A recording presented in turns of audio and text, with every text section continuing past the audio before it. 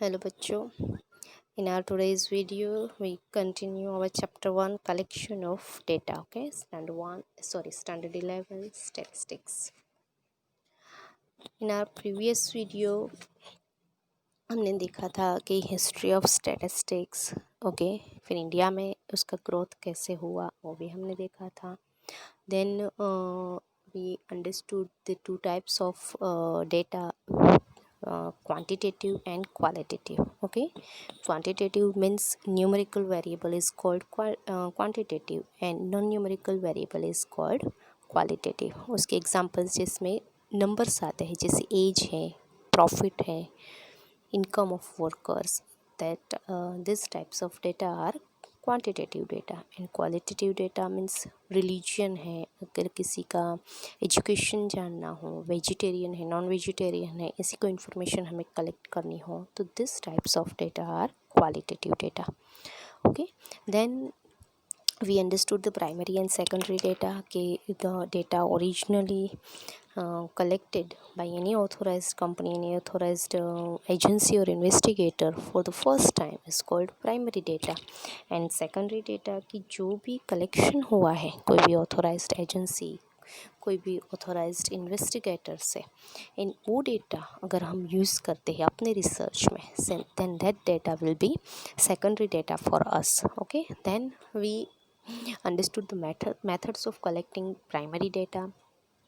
उसमें हम 3 मेथड्स कर रहे थे. डायरेक्ट इंक्वायरी, जिसमें इन्वेस्टिगेटर या तो an enumerator appointed by him visits personally to the field and collects the information, that is called direct enquiry. Indirect enquiry कि अगर हम किसी इन्वेस्टिगेटर का कांटेक्ट करके, किसी ऑर्गेनाइजेशन का कांटेक्ट करके, किसी एजेंसी को हम अपना रिसर्च के सब्जेक्ट के बारे में जो भी इंफॉर्मेशन वी वांट, और हम उनको बोलते हैं कि आप हमें वो इंफॉर्मेशन कलेक्ट करके दो, that is indirect method. Okay, so इसके एडवांटेज और डिसएडवांटेज भी हमने देखे थे. And today we are going to understand the method of questionnaire. Okay, so what is the method of questionnaire. थोड़ा थोड़ा तो नाम के ऊपर ही हम समझ जाएंगे कि क्वेश्चनरी यानी क्वेश्चंस की कोई मेथड होगी. ओके, सो अगर इसको हम डेफिनेशन के तौर पर देखें तो list of logically arranged questions relevant to the object of the study is made. कि जो भी स्टडी हमें करना है, जो भी स्टडी की इंफॉर्मेशन हमें कलेक्ट करनी है, उससे रिलेटेड लॉजिकली अरेंज क्वेश्चंस की एक लिस्ट बनानी होती है. Okay, the space between the questions is provided for the answer, कि आंसर के लिए उसमें स्पेस भी होती है. List of prepared The list of questions prepared in such a way is called questionnaire, and the method of obtaining information using such type of questionnaire is called method of questionnaire. Okay, इस questionnaire का use करके अगर हम information collect करते हैं तो this method is called questionnaire method. Okay, now अगर हम कैरेक्टरिस्टिक्स की क्वेश्चनरी का मतलब ऐसा नहीं है कि हम कोई भी क्वेश्चंस चलो भाई प्रिपेयर करके देते तो हम इंफॉर्मेशन कलेक्ट कर लेते हैं, then we will research on that subject. No, we should prepare an ideal questionnaire. So ideal questionnaire prepare करने की कैरेक्टरिस्टिक्स कौन कौन से हैं. ओके, फर्स्ट है कि N appropriate title. Okay, every questionnaire must have covering letter or an appropriate title so that the reader gets clear idea about the purpose of the study. कि अगर टाइटल देखकर ही जो क्वेश्चनरी के answers देने वाले हैं वो रिस्पोंडेंट को उसका पर्पस स्टडी का पता चल जाए कि हाँ किस बारे में ये इंफॉर्मेशन कलेक्ट कर रहे हैं. So the title must be appropriate. Okay, according to the study. So second है कि मिनिमम क्वेश्चंस, के number of questions should be minimum as possible, कि बहुत ही कम होने चाहिए. ऐसा नहीं कि हम जितने चाहे अपने मज़े के क्वेश्चंस पूछ लें. Okay, the fewer number of questions have greater chance to get the information from the respondent. कि उनके चांस ज़्यादा है कि जितने क्वेश्चंस कम रखोगे उतने क्वेश्चंस के आंसर देने में उनको वो लेज़ी नहीं होंगे, वो बोर नहीं होंगे. Long questions discourage the respondent and they will not give the answer of that long question. Okay, so there is no specific rule for exact number of questions. कोई ऐसा रूल नहीं है. But अब देखो ना कि मैक्सिमम 25 क्वेश्चंस होने चाहिए. It is advisable. Okay, it is advisable to divide the questionnaire into various parts to ensure clarity of questions. कि आप उसको पार्ट्स में डिवाइड कर दो, सो वो इजीली उसके आंसर देगा, उनको बोर नहीं होगी वो आंसर देने में. Okay, so this minimum questions is another characteristics of an ideal questionnaire. The third one is question should be simple, not complicated. बहुत ही सिंपल क्वेश्चन होने चाहिए एंड इतने कि उनके आंसर सिर्फ यस और नो में ही मिल सके. Okay, for example if the question is are you educated, okay, the respondent cannot understand the meaning of education. So what is he will do? He will not give the answer of that question. Okay, कि उनको education का meaning ही नहीं पता है, so how can they answer. तो इतने direct आप किसी को पूछोगे कि आप एजुकेटेड हो या नहीं, तो वो थोड़ा रूड भी लगेगा. Okay, so instead of this question you should ask what is your education level, कि आपका एजुकेशन लेवल क्या है. हाँ, तो वो कुछ भी फिर आपके उसके ऑप्शंस भी दे सकते हो कि आपने अप टू प्राइमरी एजुकेशन लिया है, up to secondary, up to higher secondary, up to graduate, up to under graduate. उसके ऑप्शंस देकर आप देखिए तो वो उस पर जो भी उसने एजुकेशन लिया है वो टिक करेगा. बट आप डायरेक्ट उनको नहीं पूछ सकते कि आर यू एजुकेटेड और not. Okay, so question should be simple. Then the next characteristics is कि arrangement should be logically arrange होना चाहिए. ऐसा नहीं कि कुछ भी पूछ लो. ओके, फॉर एग्जांपल कि आप अगर किस सेल फ़ोन कौन यूज़ करता है, स्मार्टफोन कौन यूज़ करता है, उसके बारे में अगर आपको इन्फॉर्मेशन कलेक्ट करनी है तो आप क्वेश्चनरी प्रिपेयर करोगे. तो आप ऐसा नहीं पूछ सकते. आपका फर्स्ट क्वेश्चन ये नहीं होना चाहिए कि what is your opinion about the smartphone. Okay, first question you should ask के डू यू यूज़ स्मार्टफोन, कि आप स्मार्टफोन यूज़ करते हो. Then you can ask what is your opinion about the smartphone. Okay, so this is logically method. ये logically method है कि पहला question पूछो, पहले आप ये तो जानो कि वो स्मार्टफोन यूज़ करता है या नहीं. अगर करता होगा then he can give the opinion about the smartphone, otherwise he can't give the opinion. Okay, so arrangement should be logical. Then next is personal life questions should be avoided. Okay, कई बार ऐसा होता है कि respondent doesn't like to give personal life answers. Okay, वो नहीं चाहते कि आप उसकी पर्सनल लाइफ के बारे में जानो. कई बार वो इससे क्वेश्चंस अवॉइड भी करता है. For example you should not ask what is your income, what is your age, what is your bank balance. This are personal questions. कोई भी ऐसे क्वेश्चन के आंसर देना नहीं पसंद करेगा. They don't like. Okay, so this type of question should be avoided. Okay, next है कि answer should be free from calculation. ऐसे क्वेश्चन पूछो कि जिनमें उन्हें कैलकुलेशन करने की ही ज़रूरत ना पड़े. कि आप उसको ऐसा नहीं पूछोगे कि what is the average income of your family, कि आपके फैमिली की एवरेज इनकम क्या है. This question needs calculation. तो वो आंसर देने में उनको टाइम लगेगा एंड कई बार वो अवॉइड भी करेगा ये आंसर देने में. Okay, so this type of questions must be avoided.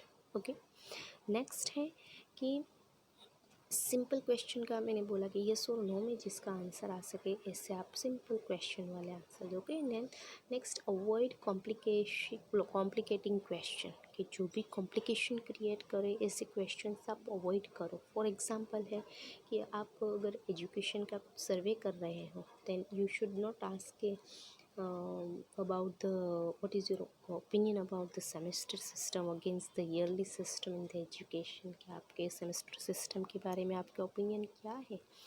This is सबके अलग अलग ऑप्शन होते हैं, इसमें सबके ओपिनियन अलग अलग होते हैं. Okay, so you should avoid this type of question which can be complicated. Okay, which can create complication. ऐसे क्वेश्चन आप अवॉइड करो. Okay, multiple alternative should be asked. Okay, उसके मल्टीपल आंसर्स मिल सके उससे क्वेश्चन आपको पूछने चाहिए. So this are the main characteristics of an ideal question. Inappropriate title, minimum question should be simple, arrangement should be logical, Personal life questions should be avoided, answer should be free from calculation, and multiple alternatives should be asked. Okay.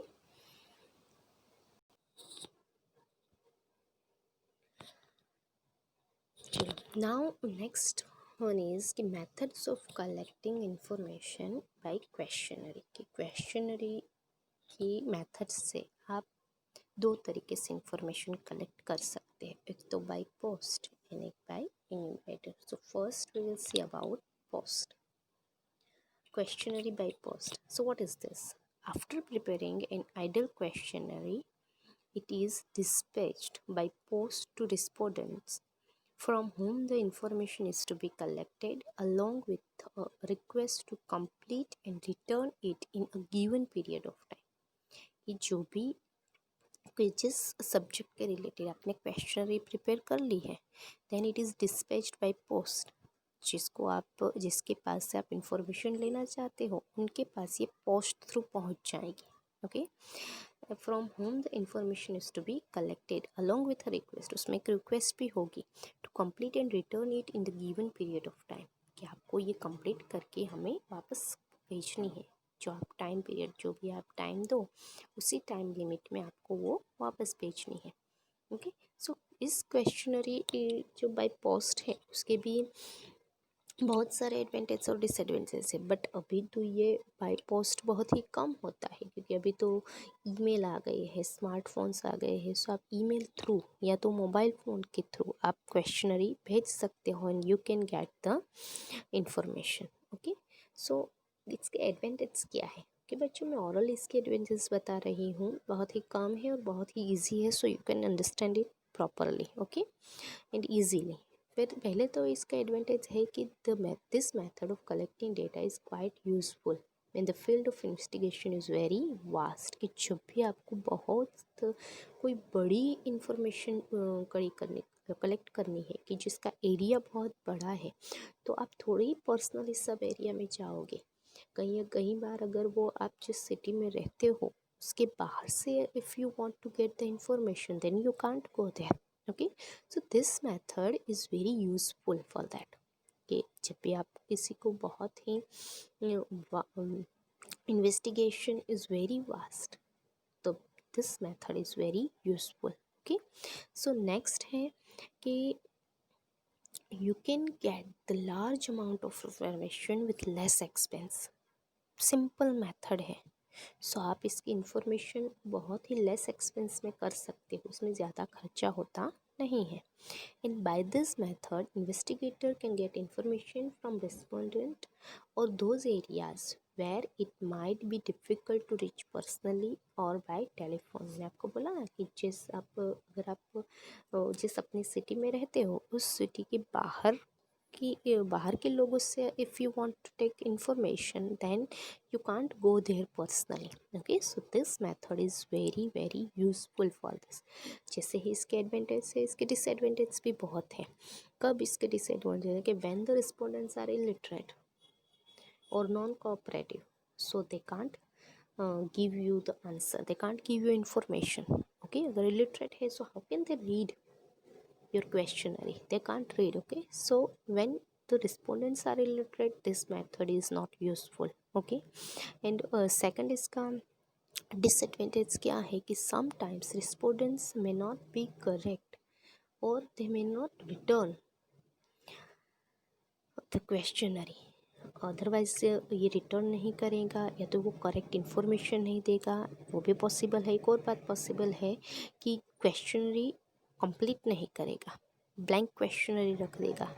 सो तब भी ये useful नहीं है कि जब when the respondent may not be correct और they may return incomplete questionnaire और blank questionnaire, then it is useless for us. Okay. कोई भी रिसर्च जो करता है उसके लिए यूज़फुल नहीं होगी. Then the third one is there may be a loss of questionnaire. कि कभी कभी हम पोस्ट पर भेजते हैं तो लॉस हो सकता है उसका, या तो ईमेल हम भेजेंगे तो अगर उसने खोला ही नहीं होगा. चलो पोस्ट की बात करें तो ऐसा होता है कि कभी कभी लेट पहुंचता है, डिले हो जाता है, तो वो होता है, लेकिन ईमेल भी कई बार वो ईमेल खोलेगा ही नहीं। So how can they know कि हमने क्वेश्चन उनको भेजी है इंफॉर्मेशन कलेक्ट करने के लिए। Okay, so this is also disadvantage of this कि when the maybe loss of questionnaire or the delay in getting the information because of laziness of the respondent। okay, because वो lazy होगा तो वो mail खोलेगा ही नहीं, so we can't get the information at right time। okay, the next one is that there is a lack of assistance or a person who clarifies the instruction or give explanation of questions that may arise। then there is a possibility of misinterpretation of questions। कई बार ऐसा होता है कि उनको assist करने के लिए कोई नहीं होगा, उनको समझाने के लिए कोई नहीं होगा। सो कोई क्वेश्चंस ऐसे भी होंगे कि they need to understand that, but कोई नहीं होगा, so they can't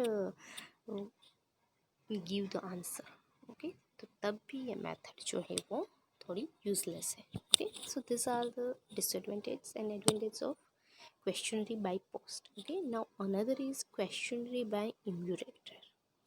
enumerator sorry। so questionnaire by enumerator means ke in this method the enumerators carry the question sorry, दो बार आ गया बच्चों।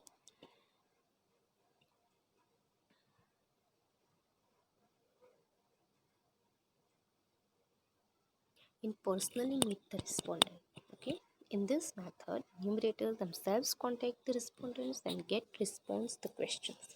okay, ये मेथड अच्छी है, पोस्ट से अच्छी है, बिकॉज इसमें डायरेक्ट न्यूमरेटर जो है वो डायरेक्ट उनके पास जाता है और डेटा कलेक्ट करता है, उनको डायरेक्ट क्वेश्चन पूछता है, डायरेक्ट उनके आंसर देता है। तब इस मेथड में क्या होगा कि if the respondent can't understand any question the enumerator can clarify him कि आप इसमें हम क्या पूछना चाहते हैं और आप कोई क्या आंसर दे सकते हैं। Okay, so this method is quite useful, but इसके भी एडवांटेज और डिसएडवांटेज है।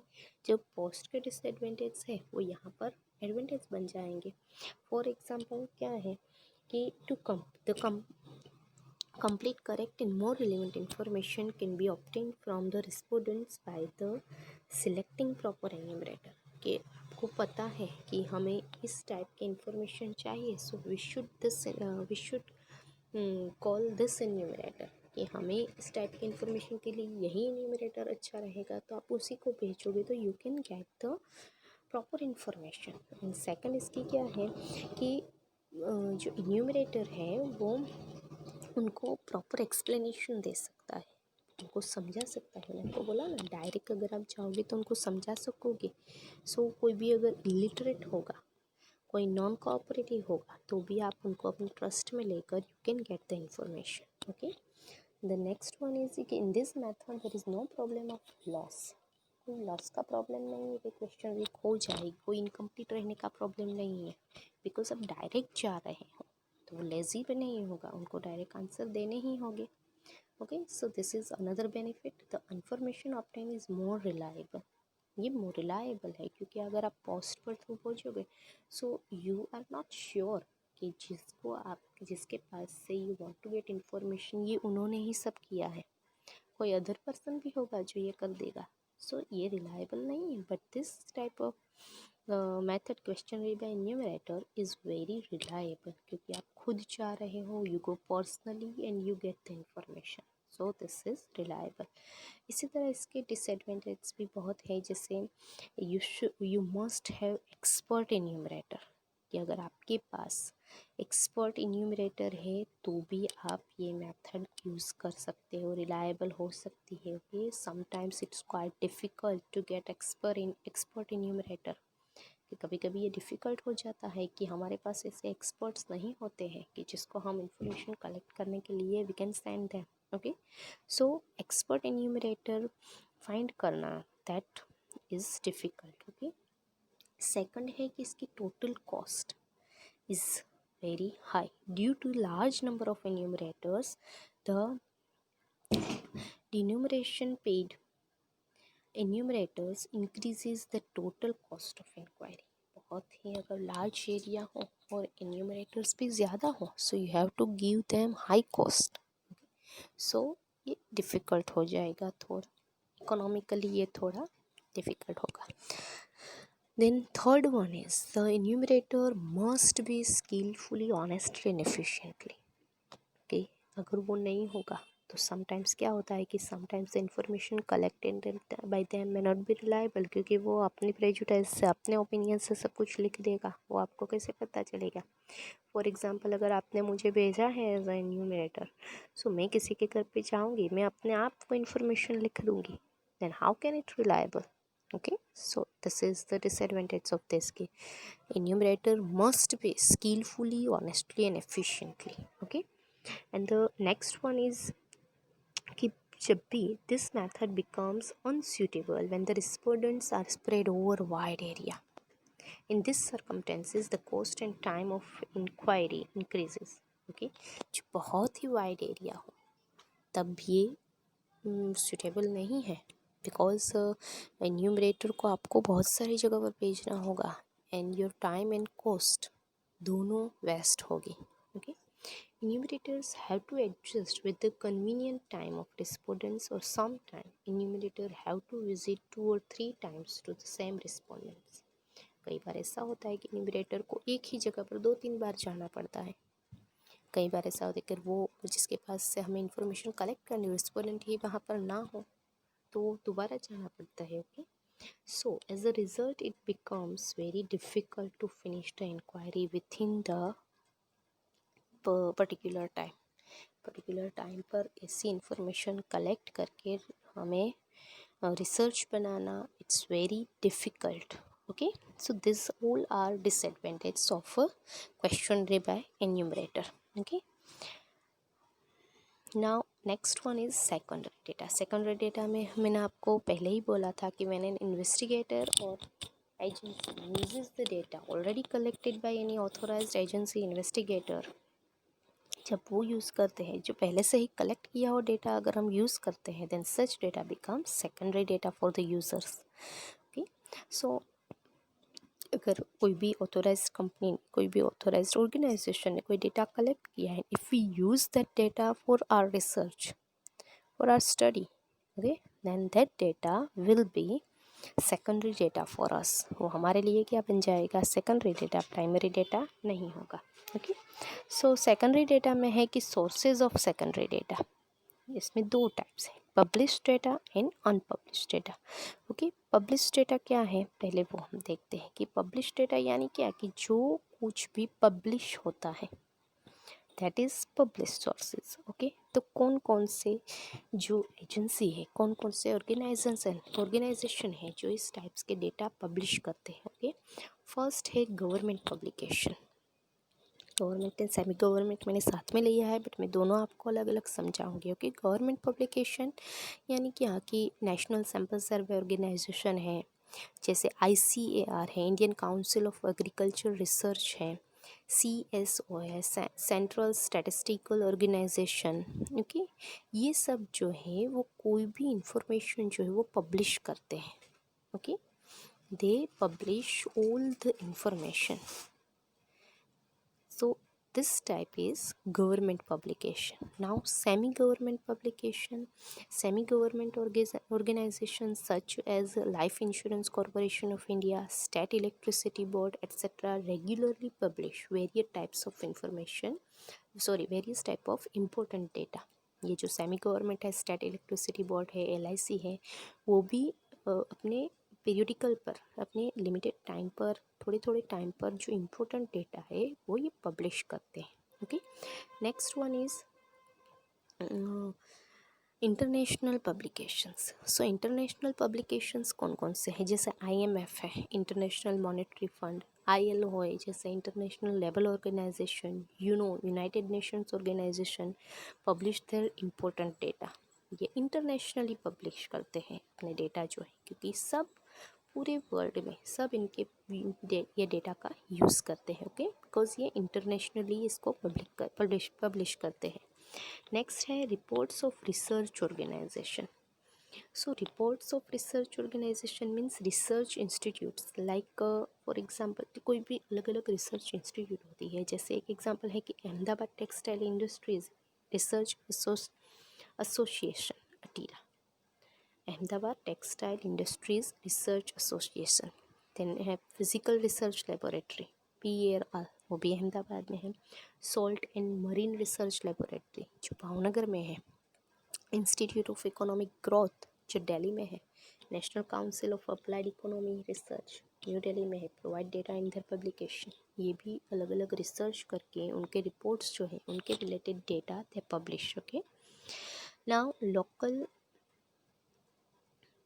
Self government, okay, publication of business and commerce organisation, ये भी अपने डेटा जो है वो पब्लिश करते हैं, जैसे इकोनॉमिक ट्रेंड्स है, institute of chartered accountant publishes the journal, okay, the chartered accountant, the institute of foreign trade publishes the journal, foreign trade review करके वो पब्लिश करते हैं। सो ये publication of business and commerce organisation हुई है।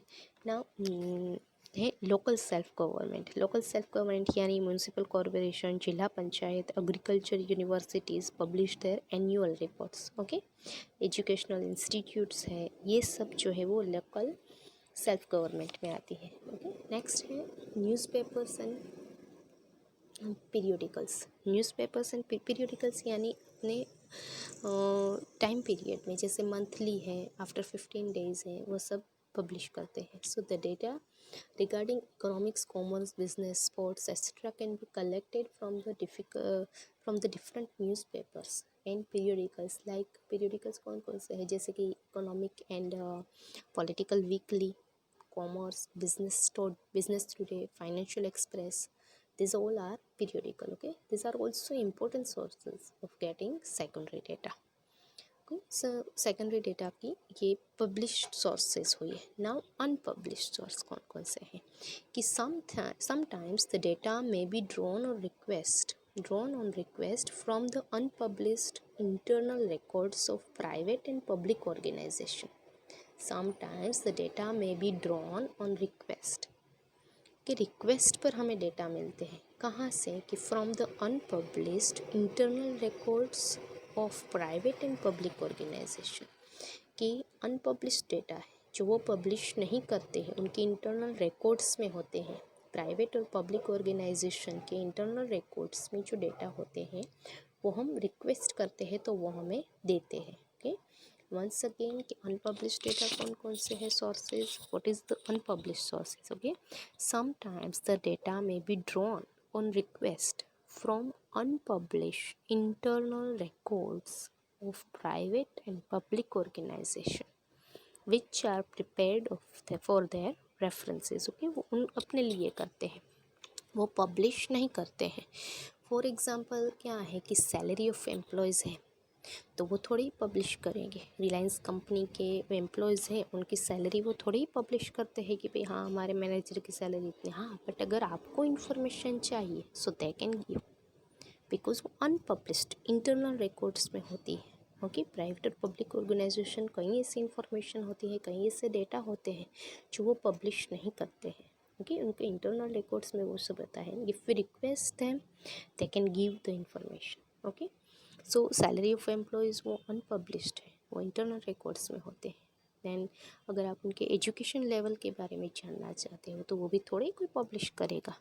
अगर आप इंफॉर्मेशन लेना चाहते हो so they can give data regarding investment of mutual funds in public and private sector companies.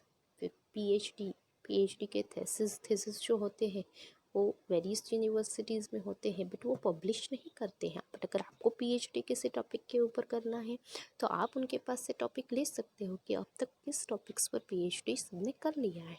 Okay, so they can give the information but they don't publish them. Okay, so this type of unpublished sources. Okay, next and last topic is precautions while using secondary data. Secondary data use करते time हमें बहुत सारे precautions लेने पड़ते हैं, because कभी कभी ऐसा होता है कि अगर हम विदाउट कुछ भी जाने अगर हम इसे सेकेंडरी डेटा यूज़ कर लेते हैं देन हमारा रिसर्च जो है, हमारा इंटरप्रिटेशन है वो सही निकलता नहीं है। Okay, so what precautions should be take. First है कि should be verified from where it collected. Okay, कहाँ से कलेक्ट हुआ है ये हमें वेरीफाई करना है. Before using the secondary data it should be verified from where it collected and who has collected the data. कि किसने कलेक्ट किया है और कहाँ से कलेक्ट हुआ है वो हमें वेरीफाई करना चाहिए.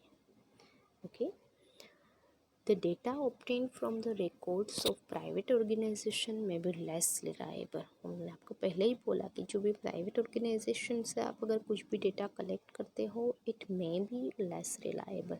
ओके, अगर किसी ऑथोराइज्ड ऑर्गेनाइजेशन जैसे NSSO है, रजिस्ट्रार जनरल ऑफिस है, वहाँ से अगर आप डेटा कलेक्ट करते हो then it is reliable. Okay, because वो प्राइमरी डेटा है, उनमें वो कुछ गलत नहीं करते हैं. बट अगर किसी प्राइवेट ऑर्गेनाइजेशन के पास अगर कुछ भी डेटा कलेक्ट करते हो तो it may be less reliable.